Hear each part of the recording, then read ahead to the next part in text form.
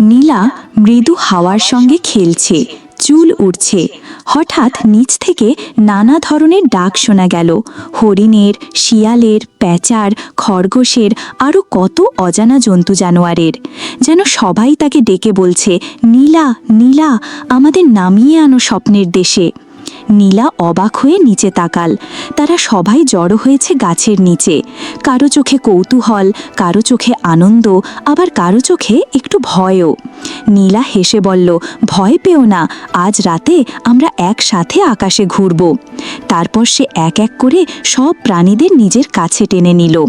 গাছের ডাল থেকে এক জাদুকরি সিঁড়ি নামিয়ে দিল।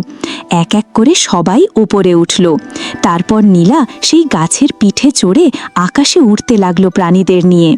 তারা সবাই একসাথে তারা ভরা আকাশে নাচল, খেলল, আর মেঘের দেশে গিয়ে মিষ্টির বৃষ্টি খেল। রাতের শেষে তারা সবাই ফিরে এলো। নীলা মৃদু হেসে বলল, পরের রাতে আবার দেখা হবে। তারপর সবাই সুখী মনে জঙ্গলে ফিরে গেল।